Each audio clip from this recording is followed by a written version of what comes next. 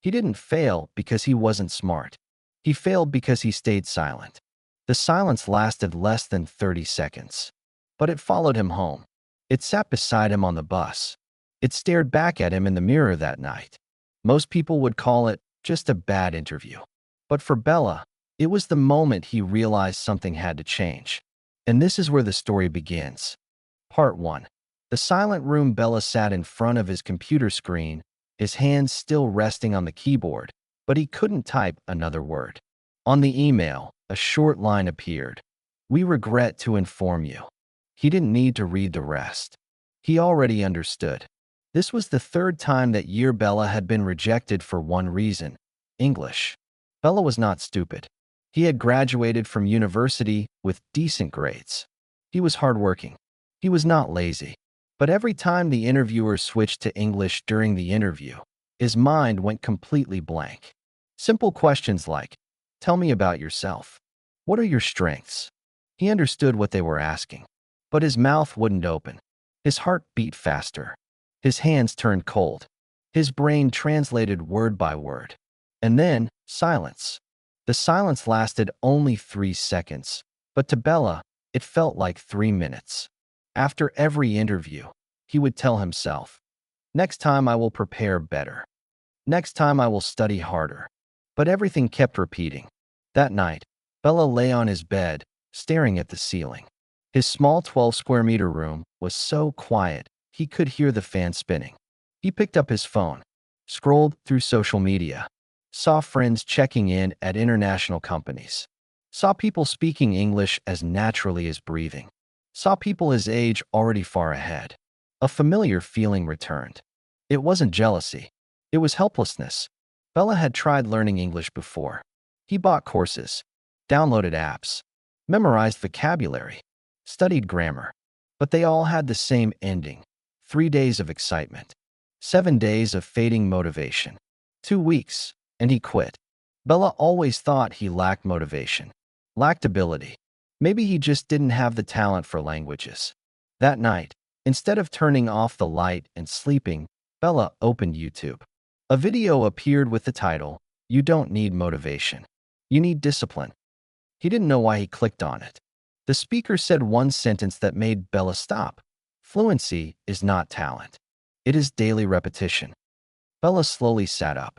He began to think. 3 days of studying, then stopping. 1 week of effort, then quitting. 1 month without touching English. It wasn't because he was stupid.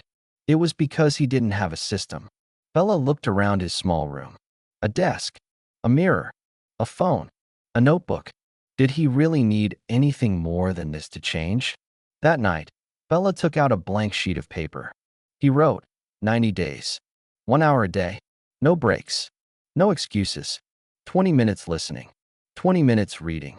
20 minutes speaking in front of the mirror. That was it. No expensive courses. No teacher. No waiting for motivation. Just a small room. And one decision. Bella didn't know what the next 90 days would look like.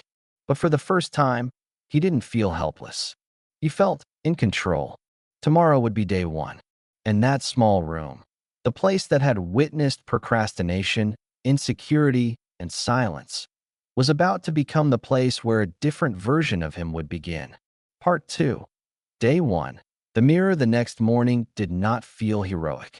There was no dramatic music, no sudden confidence, no transformation overnight. There was only an alarm ringing at 6:30 a.m. Bella opened his eyes and stared at the ceiling. For a brief moment, he forgot about the paper on his desk. Then he remembered. Day 1. His first instinct was simple. Maybe I should start tonight instead. His brain was already negotiating. You slept late. You need energy. Starting tomorrow would be cleaner. Bella lay there for a full minute, feeling the familiar pull of postponement. Then he sat up. No, he whispered to himself. If not today, then never. He washed his face, sat at his desk, and set a timer for 20 minutes. Listening, he opened a short English podcast for beginners. The speaker talked slowly about daily routines. At first, it felt overwhelming. The words blended together. He understood maybe 50%. Normally, he would pause, replay, translate every sentence.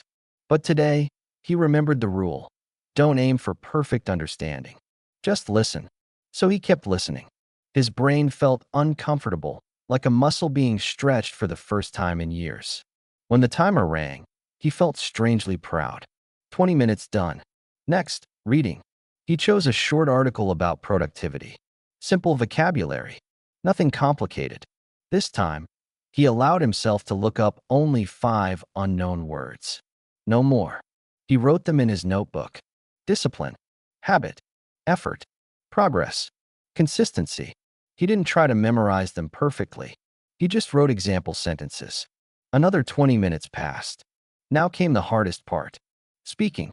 Bella stood up slowly and walked toward the mirror. He had avoided this moment for years. Speaking alone felt ridiculous, embarrassing, artificial. He looked at his reflection. The reflection looked back, unsure. Okay, he muttered. Silence. His heart started beating faster again, just like in interviews. This is stupid, his mind said. You're talking to yourself. But he remembered the promise. No excuses. He took a deep breath. My name is Bella, he began. He stopped. Too simple. Too awkward. He tried again. My name is Bella. I am 25 years old. His sentences felt childish. But he continued. Today is my first day of learning English seriously. I feel a little nervous, but also excited. He noticed something. When he didn't try to be perfect, words came easier. He kept going. I want to improve my English because I want better job opportunities. I want to feel confident when I speak. There were pauses. There were grammar mistakes. There were moments when he searched for words. But he did not stop. 5 minutes felt like 15. At minute 7, he ran out of ideas. At minute 8, he almost quit. At minute 9, something shifted. The fear decreased slightly. The mirror was still there. The room was still silent. But he was still speaking. When the timer finally rang at 20 minutes, Bella exhaled deeply. He didn't feel fluent. He didn't feel impressive. But he felt different. He had done what he said he would do. That night, before sleeping, he wrote one sentence in his notebook. Day 1 completed. The second day was not easier. In fact, it was harder. The excitement of starting was gone. Now it was just repetition. Listen, read, speak. On day 3, he felt bored. On day 4, he almost skipped. On day 5, he spoke in front of the mirror and suddenly forgot simple words like improve and confident. Frustration returned. Maybe I really am bad at this. But something had changed. Before, when he felt frustrated, he stopped completely. Now, he continued, even while frustrated. That was new. At the end of the first week, Bella decided to record himself speaking for 3 minutes. No preparation. No script. He talked about his week. When he listened to the recording, he cringed. Too many pauses. Strange pronunciation. Broken sentences. But he noticed something else. It was not silence. 1 week ago, in interviews, he froze. Now, alone in his room, he could speak for 3 full minutes without stopping completely. That was progress. Small, almost invisible, but real. On Sunday night, he wrote again in his notebook. Week 1, uncomfortable, but not impossible. Bella began to understand something important. Fluency was not a sudden breakthrough. It was not a magical moment. It was showing up every day, especially when it felt boring, awkward, or pointless. The mirror was no longer an enemy. It was becoming a witness to small courage, to repeated effort, to a version of Bella that refused to quit after 7 days. And somewhere inside that small 12-square-meter room, something quiet but powerful was growing. Not talent, not motivation, but discipline. Part 3. Week 2. The voice that wants to quit. Week 2 did not begin with excitement. It began with resistance. On Monday morning, when Bella's alarm rang, his first thought was not discipline. It was exhaustion. This is pointless, a quiet voice whispered in his shed. You still sound bad. You still make mistakes. You're not improving fast enough. The first week had been powered by determination. The second week felt sheevier. The novelty was gone. Now it was just repetition. Listen, read, speak. Again, and again, and again. On day 8, while listening to a podcast, Bella suddenly realized she understood more than before, maybe 60 or 70%. But instead of feeling proud, she thought, why not 100%? Perfection had quietly returned. That night, in front of the mirror, she struggled more than usual. My opinion about success is, she stopped. She knew the idea in Vietnamese, but in English, it felt trapped inside his shed. She frowned at his reflection. You see? This is why you can't do it, the voice said again. His sentences became shorter. His confidence dropped. After 10 minutes, she almost turned off the timer. No one will know if you stop early, his mind suggested. The room was quiet. Too quiet. Bella stared at himself in the mirror. For a moment, she imagined quitting, going back to normal, scrolling at night, telling himself she would try again someday. It would be comfortable. No frustration. No embarrassment. No daily effort. But then another thought appeared. If I quit now, I will still be the same person 3 months from now. That sentence hit harder than any grammar mistake. She didn't want to be the same. Not in 3 months. Not in 3 years. So she continued speaking. Slowly. Imperfectly. But continuously. When the timer rang, she felt tired, but proud. Midweek was worse. On day 10, Bella listened to his week 1 recording again. She expected a sheer progress. Instead, she focused only on mistakes. His pronunciation was still not smooth. She still paused too much. She still searched for words. Comparison started creeping in. She opened social media and saw a short video of someone his age speaking fluent English confidently in front of a camera. Natural. Smooth. Effortless.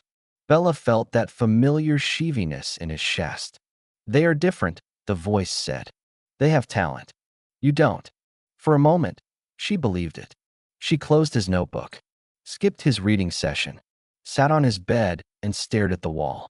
The room that once felt like a place of change now felt small again. Limiting. That night, she almost didn't speak.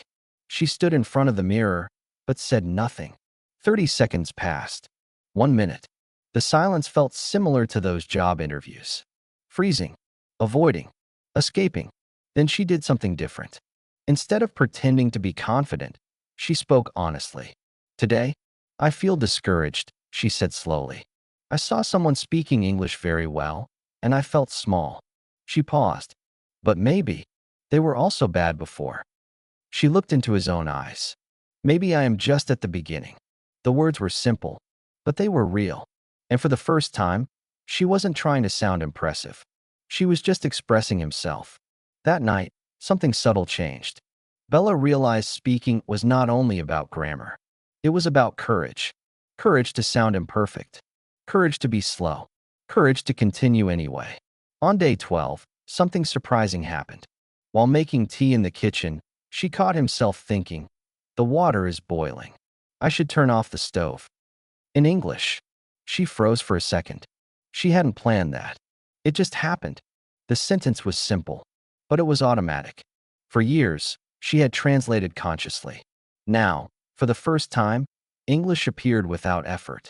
It lasted only a moment, but it was proof. Proof that repetition was working silently. That same evening, during his speaking session, she noticed fewer long pauses. Still not fluent. Still not smooth. But less fear. At the end of week 2, she recorded their 3-minute audio. This time, she spoke about discipline. She didn't stop once. When she compared it with week 1, the difference was small, but clear. Slightly faster. Slightly clearer. Slightly more confident. Not dramatic, but undeniable. Bella smiled quietly. Progress was not loud. It did not announce itself. It grew silently, under boredom, under frustration, under doubt. Week 2 had not made him fluent. It had done something more important. It had built resilience. The voice that wanted to quit was still there. But now, it was no longer in control. And inside that small room, discipline was slowly becoming stronger than doubt. Part 4, Week 4. The shift by week 4, the routine no longer felt dramatic. It felt normal. The alarm rang. Bella woke up. She sat at his desk. No internal debate. No long negotiation. Just action. Listen. Read. Speak. The resistance that once felt sheavy had become quieter.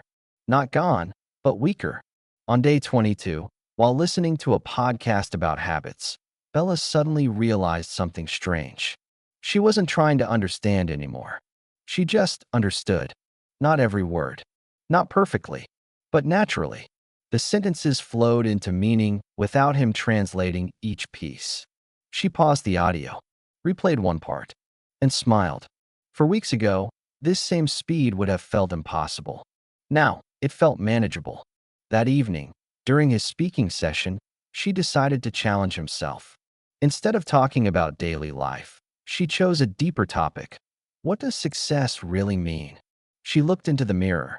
For weeks ago, his reflection looked unsure. Now it looked steady. I think success is not about money, she began.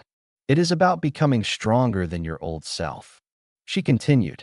She organized ideas faster, connected sentences more smoothly. When she couldn't find the perfect word, she explained the idea differently instead of stopping. That was new.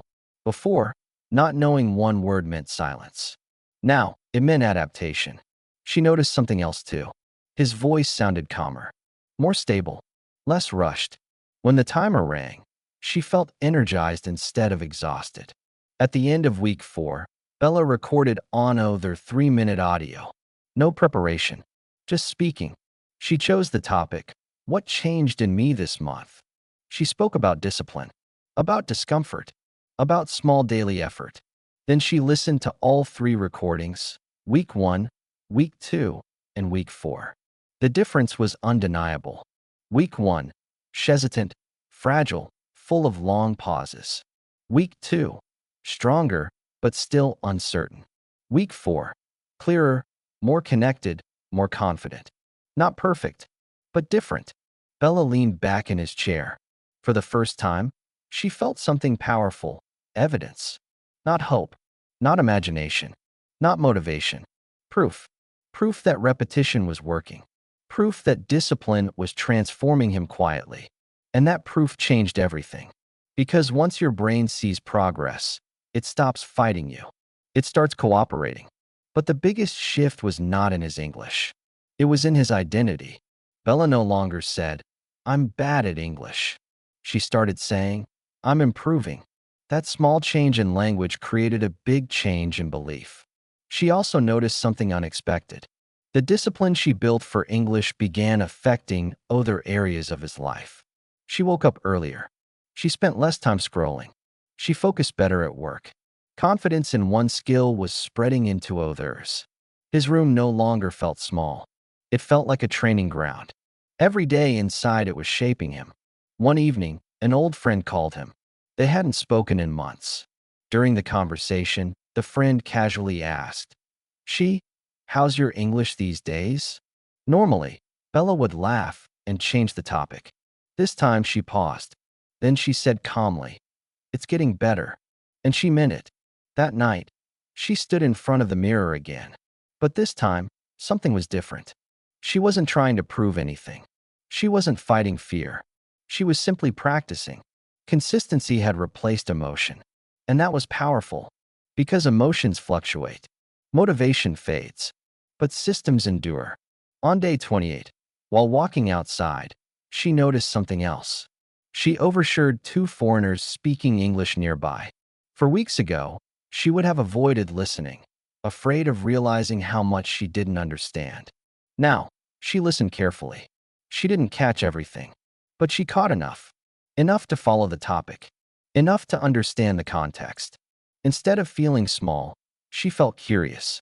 How would I respond in that conversation? She wondered. That question alone showed growth. She was no longer focused on fear. She was thinking about participation.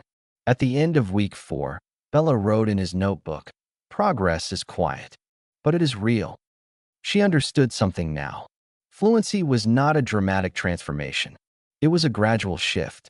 A shift from Fear actioned out evidence, excuses, discipline. The mirror no longer reflected insecurity. It reflected effort. And effort, repeated daily, was slowly turning into confidence. Bella was not fluent yet, but she was no longer the same person who froze in interviews. Something inside him had strengthened. Not talent, not luck, but belief built through action. And this was only the first month. Part 5. Month 3. The world outside the room. By month 3, the room no longer felt like a battlefield. It felt like a workshop. Bala didn't fight himself every morning anymore. She simply showed up. The routine was automatic now. Listening while making breakfast, reading during lunch break, speaking in front of the mirror at night, day after day. But something inside him began to whisper, "It's time." Time for what? Time to step outside the room. For 2 months, the mirror had been his audience. The notebook had been his witness. The recordings had been his proof. But real growth requires friction. Real people. Real unpredictability. Real conversation. Bala knew she couldn't stay in the safety of his room forever. One evening, she opened his laptop and searched language exchange partner online. His finger hovered over the mouse. His heart rate increased, just like before interviews. The old fear was still there, but it felt smaller now. She found a platform where people practice speaking through video calls. She created a profile. Name, Bala. Country, Vietnam. Goal, improve speaking confidence. She hesitated before clicking Start Conversation. What if I freeze? What if I don't understand? What if they judge my accent? But then another thought came. What if I don't? She clicked. A few seconds later, a face appeared on the screen. A woman around his age smiled. "Hi, I'm Anna, from the Philippines." Bala swallowed. "Hi, I'm Bala. Nice to meet you." His voice was slightly shaky, but it came out. They started with simple introductions. "Where are you from? What do you do? Why are you learning English?" Bala listened carefully. Sometimes she needed a second to process. Sometimes she asked, "Can you repeat that?" But she didn't panic. She didn't freeze. And when she didn't know a word, she explained his idea differently, just like she practiced in front of the mirror. At one point, Anna laughed and said, "Your English is actually quite good." Bala blinked. She almost looked behind him, as if she were talking to someone else. "Really?" she asked. "Yes. You just need more confidence." Confidence. That word again. They spoke for 20 minutes. When the call ended, Bala sat still in his chair. The room was silent again. But this silence felt different. It was not Shivi. It was full. She had just had a real conversation, entirely in English. Not perfect, not smooth, but real. That night, she didn't practice in front of the mirror. She didn't need to. The world had become his mirror, and it had not rejected him. Over the next weeks, Bala scheduled 2 online conversations per week. Each one felt easier. She began to notice patterns. She understood accents better. She responded faster. She laughed naturally during conversations. One evening, during a call, she shared his 90-day challenge story. Anna listened carefully. "That's impressive," she said. "Most people quit after 1 week." Bala smiled. Week 1 felt so far away now. The frustration, the doubt, the near quitting, all of it had built this moment. Then something unexpected happened. His old company, the one that rejected him months ago, posted a new job opening. Same position, better salary. Bala stared at the screen. His heart began to beat faster.